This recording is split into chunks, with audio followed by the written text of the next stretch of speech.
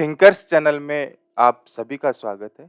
साथियों, इस चैनल का उद्देश्य किसी भी विषय को आसान भाषा में आपको समझाना है। आज हम संधि पढ़ेंगे, हिंदी पढ़ेंगे। हिंदी हमारी दैनिक जीवन की बोलचाल की भाषा है। इसे पढ़ने के लिए कम से कम हमें किसी ट्रिक की आवश्यकता नहीं होनी चाहिए। आज के समय में कंपटीशन का लेवल क्या है, आपको अच्छी तरह से पता है। आज के समय में किसी ट्रिक के माध्यम से आप सफलता प्राप्त नहीं कर सकते। सफलता प्राप्त करने के लिए आपको किसी भी विषय का वास्तविक अर्थ समझना होगा। आपको क्या करना है? आपको धैर्य बनाए रखते हुए इस वीडियो को अंत तक देखना है। मेरा आपसे ये वादा है कि इस वीडियो को देखने के बाद आप स्वयं बोलोगे, सर इससे सही और इससे आसान तरीका संधि पढ़ने का आज तक हमने नहीं देखा। परिभाषा से स्टार्ट करते हैं। जब दो वर्ण आपस में मिलते हैं एवं उनके मिलने से शब्द के उच्चारण एवं लेखन में परिवर्तन या विकार हो जाता है तो उसे संधि कहते हैं। संधि की परिभाषा में आपने देखा स्टार्टिंग में क्या शब्द आया है? वर्ण शब्द आया। दो वर्ण आपस में मिलते हैं। तो अगर आपको वर्ण के बारे में ही नहीं पता तो आप संधि की परिभाषा कैसे समझेंगे? आपको क ख ग घ के बारे में नहीं पता तो आप हिंदी लिखना पढ़ना कैसे सीखेंगे? तो सबसे पहले हम वर्ण के बारे में बात करते हैं। इंग्लिश में जैसे A B C D letters होते हैं, वैसे ही हिंदी में क ख ग घ ए आ ये सभी वर्ण होते हैं। इंग्लिश में जैसे वोवल्स होते हैं, वैसे हिंदी में स्वर होते हैं। इंग्लिश में जैसे कॉन्सोनेंट्स होते हैं, वैसे हिंदी में व्यंजन होते हैं। तो स्वर व्यंजन ये वर्ण होते हैं। हिंदी भाषा की मूल इकाई वर्ण होती है। वर्णों से क्या होता है? शब्दों का निर्माण होता है और शब्दों से वाक्यों का निर्माण होता है। तो सबसे पहले हम परिभाषा पर आते हैं, बाद में वर्णों को पढ़ेंगे। परिभाषा आपने देखी कि जब दो वर्ण आपस में मिलते हैं, छात्र और आवास दो शब्द है, इनको अपन को जोड़ना है। प्लस का निशान है, इसको हटा देता हूँ। छात्र और आवास को पास पास लिख देता हूँ। अब आप देख रहे हैं कि त्रय और आ दो वर्ण है जो एकदम पास पास में ये आपस में मिल रहे हैं। इनके मिलने से क्या हो रहा है? छात्रावास शब्द का निर्माण हो रहा है। तो त्रय और आ के स्थान पर त्रा आ रहा है। लेखन में परिवर्तन हो रहा है। छात्र आवास को अपन छात्रावास उच्चारित कर रहे हैं, उच्चारण में परिवर्तन हो रहा है। तो यहाँ पर छात्रावास शब्द में क्या हुआ? छात्रावास शब्द में संधि हो गई। जब दो वर्ण आपस में मिलते हैं एवं उनके मिलने से शब्द के उच्चारण एवं लेखन में परिवर्तन हो रहा है तो उसे संधि कहते हैं। सत्य और आचरण है। सत्य और आचरण को एक साथ लिख देता हूँ। तय और आ के स्थान पर दा आ रहा है, लेखन में परिवर्तन हो रहा है। सत्य आचरण को सदाचरण उच्चारित कर रहे हैं, उच्चारण में परिवर्तन हो रहा है। तो यहाँ पर क्या होगी? सदाचरण शब्द में आपके संधि होगी। अगला एग्जाम्पल देखो, प्रतिदिन। प्रतिदिन को आप एक साथ में लिख दोगे तो प्रतिदिन शब्द का निर्माण हो जाएगा। वास्तव में भी प्रतिदिन शब्द ही होता है। तो यहाँ पर न तो उच्चारण में परिवर्तन हुआ है और न ही लेखन में परिवर्तन हुआ है, तो यहाँ आपकी संधि नहीं होगी। यह केवल एक संयोग मात्र है। पथ भ्रष्ट शब्द में भी आपने देखा, पथ और भ्रष्ट को साथ में लिखने पर यह अपने वास्तविक स्वरूप में आ गया। यहाँ कोई उच्चारण में परिवर्तन नहीं हो रहा, कोई भी लेखन में परिवर्तन नहीं हो रहा, तो यहाँ पर आपके संधि नहीं होगी, यहाँ पर आपके एक संयोग होगा। तो संधि के बारे में आपने पढ़ा कि संधि में उच्चारण एवं लेखन में परिवर्तन होना आवश्यक है। संधि की परिभाषा आपको अच्छे से समझ में आ गई। अब हम वर्णों के बारे में देख लेते हैं। वर्णों के बारे में बेसिक आपने पढ़ा कि हिंदी भाषा की मूल इकाई होते हैं वर्ण। स्वरों की परिभाषा ये होती है कि जिन्हें बिना किसी अवरोध या रुकावट के बोला जाए उन्हें स्वर कहते हैं, और जिन्हें बोलने में अवरोध प्रकट हो उन्हें व्यंजन कहते हैं। स्वरों की सहायता से जो बोले जाए वो व्यंजन होते हैं। तो व्यंजनों के बारे में आपने क्या पढ़ा कि स्वरों की सहायता से बोले जाए। क एक व्यंजन है। क व्यंजन क हलंत और ऐसे बना हुआ होता है, ये स्वर की सहायता से बोले जाते हैं। तो क को आप दो भागों में विभाजित करेंगे तो क हलंत और ए में करेंगे। क हलंत का मतलब हो गया कि आधा क। जैसे कि क्या शब्द है, क्या शब्द में आप आधा क देख रहे हैं ना, यही आधा क हलंत है। क हलंत में जब ए जुड़ेगा तो संपूर्ण क का निर्माण होगा। संयुक्त व्यंजन श, त्र, ग, श्रय ये संयुक्त व्यंजन होते हैं। एक से अधिक व्यंजन से जो बनते हैं वो संयुक्त व्यंजन होते हैं। श का निर्माण आपने देखा कि क हलंत और श से हो रहा है। इस श को आप आगे विभाजित करेंगे तो श हलंत और ए में भी विभाजित कर सकते हैं ना, तो इसको ऐसे भी लिख सकते हैं। ऐसे ही त्र है, त्र को आप उच्चारित कीजिए, त्र, तय और रै, तय और रै से त्र का निर्माण होता है। ग, जय और य से ग का निर्माण होता है। श्रय, श और रै से श्रय का निर्माण होता है। ये सभी इंपॉर्टेंट चीजें हैं, ये आपके आगे संधि में बहुत काम में आने वाली है। ये बेसिक है, बेसिक आपको पता होना ही चाहिए।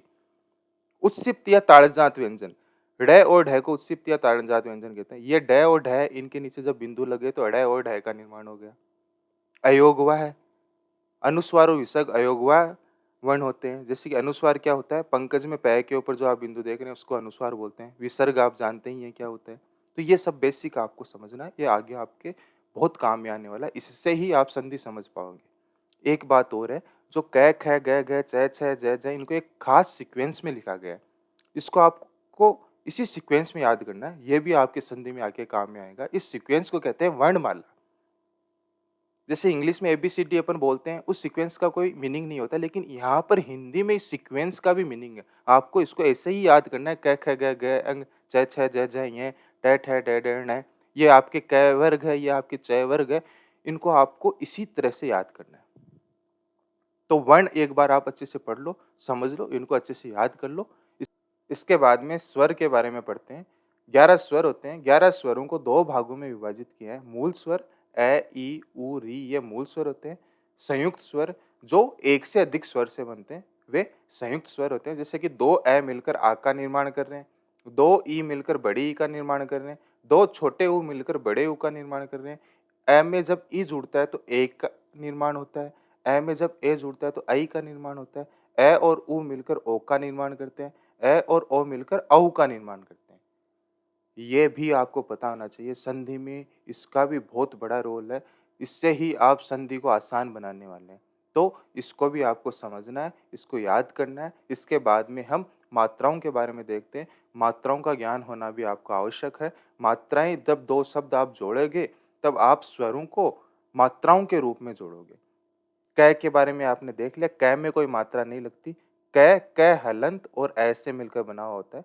का में आ की मात्रा लगती है। आ स्वर जब कै हलंत में जुड़ेगा तो इस स्वरूप में जुड़ेगा, ये का की मात्रा हो गई। कै हलंत में जब ई जुड़ेगा तो वह इस स्वरूप में जुड़ेगा। कै हलंत में जब बड़ी ई जुड़ेगी तो की का निर्माण होगा। कै हलंत में जब ऊ जुड़ेगा तो कू का निर्माण होगा। ऐसे ही ये सारी मात्राएं देखनी है आपको कि ये मात्राएं कैसे लग रही है।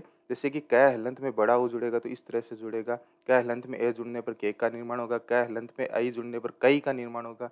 कै हलंत में ओ जुड़ने पर को की मात्रा इस तरह से लगेगी, ओ की मात्रा इस तरह से लगेगी। कै हलंत में औ जुड़ने पर कऊ का निर्माण होगा।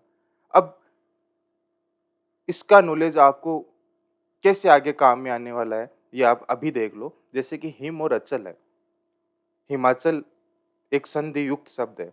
हिम और अचल से हिमाचल का निर्माण हुआ है। स्वर संधि का एक नियम होता है कि प्लस के इधर ए है, प्लस के उधर ए है, तो ए और ए मिलकर आ का निर्माण करेंगे। अब आपको इधर तो ए दिख रहा है, लेकिन इधर तो मैं है। लेकिन अभी आपने पढ़ा है कि जो व्यंजन होते हैं, जैसे कि कै व्यंजन है, वह कै हलंत और ऐसे मिलकर बना होता है। वैसे ही मैं व्यंजन मैं हलंत और ऐसे मिलकर बना होता है। तब अब आपने यहाँ पे देख लिया कि प्लस के इधर भी ए है और प्लस के इधर भी ए है, दोनों तरफ ए है, तो दोनों तरफ ए किसका निर्माण करेंगे, ए और ए मिलकर आ का निर्माण करेंगे। ये स्वर संधि का नियम है। तब अब इस मैं हलंत में ये आ जुड़ेगा, तो आपने देखा कि कै हलंत में जब आ जुड़ता है तो का की मात्रा ऐसे लगती है। ऐसे ही मैं हलंत में आ जुड़ने पर यहाँ पर ये हिमाचल शब्द का निर्माण हो जाएगा। मैं हलंत में आ की मात्रा इस तरह से लगेगी और ये माँ बनेगा और ये हिमाचल शब्द का निर्माण हो जाएगा। ऐसे ही एक और एक, कै में आपने देखा कि कै हलंत और ऐसे कै बना होता है। इधर ए है, आपने देखा कि ए और ए मिलकर ऐ का निर्माण करते हैं। ये भी एक स्वर संधि का नियम है। तो ए में जब ए जुड़ेगा तो ऐ का निर्माण होगा। ये ऐ है ना, ये ऐ की मात्रा कै हलंत में जो लगेगी, कै हलंत में ऐ की मात्रा कैसे लगेगी, यहाँ पे आपने देखा कै हलंत में ऐ की मात्रा इस स्वरूप में लगती है। तो आपने देखा कि ऐकेक शब्द का निर्माण हो गया।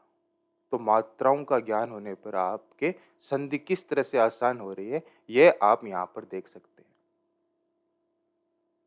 आगे देखते हैं संधि। संधि को मुख्यतः 3 भागों में बांटा गया है, स्वर संधि, व्यंजन संधि और विसर्ग संधि। प्लस के इधर उधर क्या है, इस आधार पर संधि को 3 भागों में बांटा है। प्लस के इधर भी स्वर है, इधर भी स्वर है, यानी स्वर से स्वर मिल रहा है तो वहां पर स्वर संधि होंगी। पुस्तक और आले, यहाँ पर आपको कै व्यंजन दिख रहा होगा, लेकिन व्यंजन कै किससे बना होता है, कै हलंत और ए स्वर से बना होता है। तो प्लस के इधर भी ए, प्लस के इधर आ है, इधर भी स्वर है, इधर भी स्वर है। यहाँ पर पुस्तकालय शब्द का निर्माण हुआ है और यहाँ पर स्वर संधि होगी। दोनों तरफ स्वर होगा तो वहां पर स्वर संधि होगी। व्यंजन संधि कब होगी, या तो इधर स्वर हो इधर व्यंजन हो, इधर व्यंजन हो, इधर स्वर हो या दोनों तरफ व्यंजन हो, तो वहाँ पर क्या हो गया आपके व्यंजन संधि होगी। जैसे प्रति में आपने देखा, प्रति में ती को कैसे लिखते हैं? त हलंत और ई से ती का निर्माण होता है, अभी आपने सीखा है। तो इधर तो ई है, इधर छाया में आपने देखा, छाया में छ है, छा है, छा का निर्माण कैसे होगा? छ हलंत और आ से होगा। अब इनका सीक्वेंस देखो, पहले तो छ आ रहा है ना, बाद में आ रहा है, तो इधर तो आपने देखा कि प्लस के इधर छ हलंत है, यानी व्यंजन है। प्लस के इधर आपने देखा तय हलंत और ई है, तो प्लस के जस्ट पास में क्या है? ई है। इधर प्लस के जस्ट पास में क्या है? छह हलंत है, यानी इधर तो व्यंजन है और इधर आपके स्वर है। तो स्वर प्लस व्यंजन मिलकर संधि हो रही है, तो यहाँ पर कौन सी संधि होगी? व्यंजन संधि। ऐसे ही आपने देखा दिक में क हलंत है, क हलंत का मतलब ये हो गया कि ये व्यंजन स्वरूप हो गया, इसमें से स्वर निकला हुआ है, ये पूरा का पूरा व्यंजन स्वरूप है। इस व्यंजन स्वरूप क हलंत में जब ए स्वर जुड़ेगा तो दिगंबर शब्द का निर्माण हो जाएगा।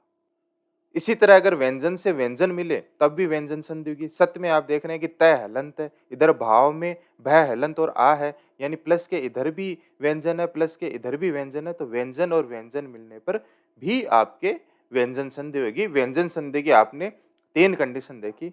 ऐसे ही विसर्ग संधि में क्या होता है? विसर्ग संधि में आपके विसर्ग से या तो स्वर मिलता है या फिर विसर्ग के बाद में अगर व्यंजन आता है तो वहां पर आपके विसर्ग संधि होगी। समझ में आया? क्यों समझ में आ रहा है? क्योंकि आपने बेसिक पढ़ा है, आपने स्वरों के बारे में पढ़ा है, आपने व्यंजनों के बारे में पढ़ा है, आपने वर्णों के बारे में पढ़ा है, आपने पढ़ा है कि मात्राएं कैसे लगती है। तो बेसिक पता होने पर कोई भी विषय कैसे आसान हो जाता है, इसका प्रमाण आपने आज देख लिया होगा। इसी तरह एकदम सिस्टमेटिक पैटर्न से अपन संधि को पढ़ने वाले हैं। संधि को अलग अलग पार्ट में पढ़ेंगे हम। नेक्स्ट वीडियो में हम स्वर संधि के बारे में पढ़ेंगे। तो संधि को अगर आपको अच्छे से पढ़ना है, संधि के हर एक स्तर का प्रश्न हल करना है, तो इस चैनल के साथ में जुड़े रहिए। मिलते हैं नेक्स्ट वीडियो में स्वर संधि के साथ में। धन्यवाद।